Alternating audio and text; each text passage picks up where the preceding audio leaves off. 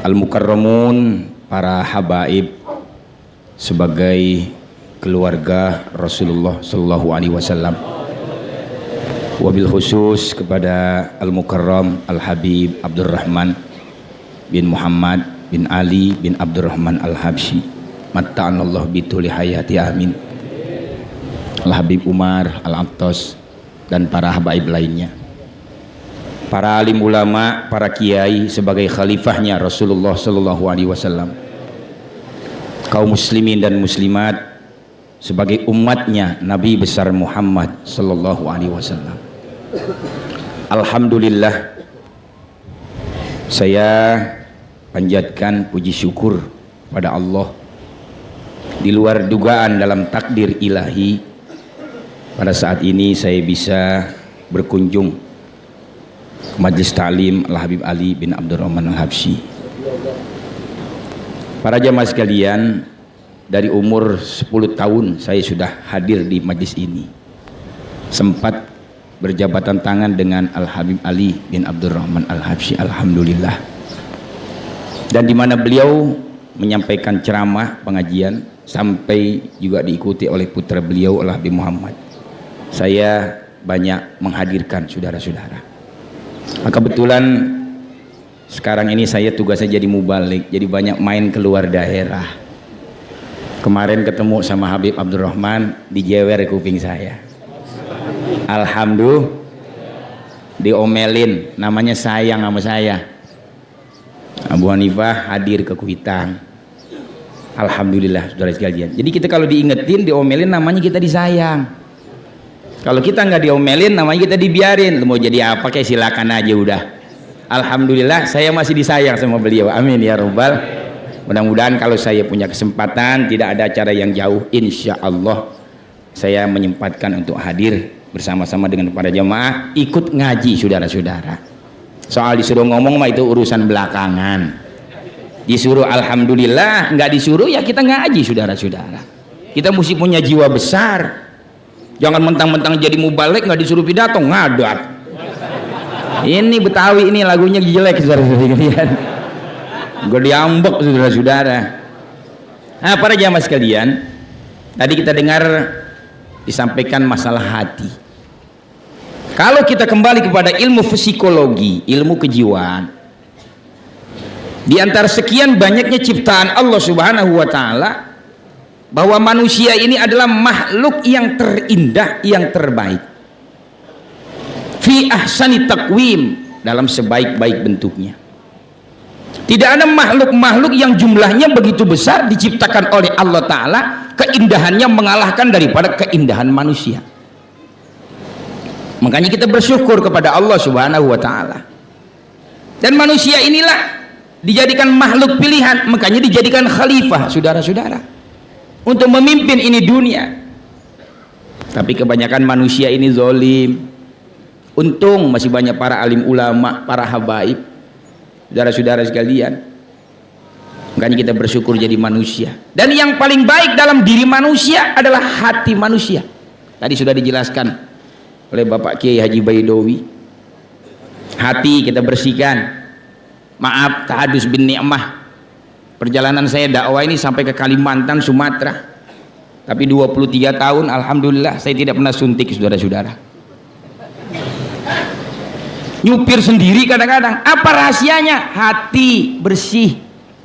Jangan dengki sama orang, jangan hasut sama orang. Teman kita maju, alhamdulillah. Saudara-saudara mesti begitu. Jangan tetangga kita kaya, hasut, bisa bikin rumah, beli mobil, pergi haji. Jangan-jangan piara tuyul nih orang nih. Ah, ini belum apa-apa kita sudah bikin dosa sama orang. Apalagi saudara kita kaya, alhamdulillah, minimal dia nggak numpang sama kita. Coba kalau punya saudara miskin, susah, tafran semuanya. Tartar assalamualaikum, minjem duit, mending kalau ganti. Yang namanya utang mah kan ngomongnya manis banget. Seminggu dah gue ganti, gue lebihin. Paling lama sebulan dah. Ya nggak, lu tolongin gua. Biasa mau udah dapat, lain lagi urusannya. Itulah manusia. Wa idza massahul khairu manua. Jadi manusia ini kalau sudah diberikan nikmat biasanya lupa saudara-saudara. Jangan demikian kita. Contohnya sudah ada dalam Al-Quran. Qarun, sahabat Nabi Musa yang paling setia. Kemana Nabi Musa berdakwah, dia yang bawa Taurat, dia yang bawa terompah.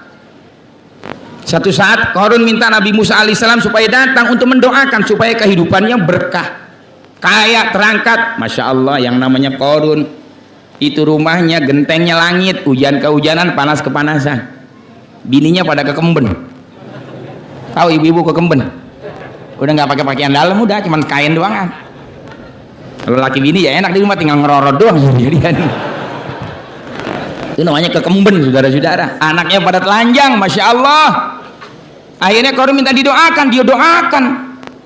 Lalu Nabi Musa terangkat kekayaannya, mulai buat perhiasan dari 1 sendok teh, 1 sendok makan, 1 sendok sayur, 1 centong nasi, berkembang sampai kekayaannya Qarun luar biasa. Siapa manusia paling kaya di Indonesia? Siapa manusia paling kaya di dunia? Belum seujung kukunya Qarun. Jangankan gudang emasnya, gembok gudang emasnya ditarik sama 70 keledai, tidak tertarik, saudara-saudara. Kan kaya banget itu. Datang perintah dari Allah, hai Musa, perintahkan kepada Qarun, suruh sodakohkan, keluarkan zakat, bantu itu fuqara wal masakin. Disampaikan amanat dari Allah, hai Qarun, harta kamu ada hakul fuqara wal masakin. Oh tidak, saya bisa kaya bukan karena mereka, jerih payah saya sendiri. Saya peres tenaga, peres otak, banting tulang. Kalau mereka ingin kaya seperti saya, dia juga harus bekerja membanting tulang seperti saya. Ini perintah dari Allah untuk membentengi harta engkau dan diri engkau. Tidak biar mereka nangis darah, saya tidak berikan. Kata Nabi Musa apa? Qarun, lu kan kaya, gue yang doain. Makanya sama habaib, sama kiai kalau udah kaya jangan pada lupa. Kita kadang-kadang kan susah pak, bagian tukang tahlil ini dianggap nggak ada harganya. Kayak di kampung, saudara-saudara sekalian, orang-orang nazar pengen usahanya lancar, anaknya sembuh, yang lahir selamat, anak lulus jadi sarjana, minta obyekannya berhasil, diundang dah, baca yasin 3 kali, baca tahlil, baca maulid, ceramah, doa, udah berbusa mulutnya. Itu kiai, itu habib baca doa. Begitu selesai, wassalamun alal mursalin walhamdulillahi rabbil alamin, dikasih berkat sebesek. Isinya apaan? Lorem negeri atuh, sama amplop 2.500 dibungkus sama daun keraras, sama daun pisang kering. Najis banget gue sudah dia. Apa harganya doa, saudara-saudara? Yang dianggap doa ini nggak ada harganya. Mahal ini doa. Apalagi orang alim kalau sudah mendoakan tidak ada hijab di hadapan Allah Subhanahu wa taala. Sama sebetulnya yang namanya kiai mubalik ini kayak orang main bola. Ada kiper, ada back, ada gelandang, sayap kanan, sayap kiri, penyerang depan. Sekarang kita kumpulin dah pemain sepak bola yang hebat-hebat di dunia. Ronaldo, Zidane, dari kalian, iya, Luis Figo, Raul, Roberto Carlos, Beckham, Bergam, Michael Owen, Ortega, Del Piero, Totti yang kena kartu merah sama Korea. Saya soalnya hobi sama bola. Kita kumpulin tuh yang hebat-hebat pemain sepak bola di dunia, kipernya kagak ada, menang apa kalah? Ya kalah dari gawang ke gawang, tenang masuk tuh bola. Makanya mesti ada yang namanya kiper. Kiai juga sama, mesti ada yang namanya kiai kiper. Siapa kiai kiper, saudara sekalian? Itu yang ngajar di masjid, di musola, di pesantren, di majelis taklim. Saudara-saudara sekalian di madrasah, di pesantren itu termasuk tukang tahlil tuh namanya kiai kiper. Kiper kalau kayak Bartes mahal. Kiper Prancis dibeli sama Manchester United berapa miliar harganya. Doa juga habaib kiai mahal, saudara sekalian. Ya enggak, kalau nggak ada kipernya kebobolan terus itu gawang. Sebab kalau ustadz kiai kayak saya sering ceramah keluar kota, keluar terus, nanti ada yang meninggal siapa yang tahlilin. Nah makanya jangan dianggap remeh, saudara-saudara. Ya nggak, kalau di Jakarta sih masih mending lah pak, alhamdulillah ya. Tapi kalau sudah di daerah kesian pak ngeliat ustadz tukang tahlil, masya Allah. Kampung-kampung itu kurang harga, udah pada tepo sepantat, udah kurus-kurus, saudara-saudara. Masya Allah, kesian kita. Nah ini yang perlu kita bantu para kiai habaib kita, saudari kalian. Ada kiai baik, kiai gelandang, benteng pertahanan Islam. Masih banyak orang alim di Jakarta, habaibnya kiainya alhamdulillah. Di antaranya Al Habib Abdurrahman As-Segaf Bukit Duri, Mu'alim Syafi'i Hadami. itu benteng back. Ada lagi kiai sayap kanan ngajar tauhid, kiai sayap kiri ngajar fikih. Nah Abu Hanifah emang ibarat pemain sepak bola, gua namanya Ronaldo. Kayak kalau di luar emang ada mahalan dikit udah kelihatan.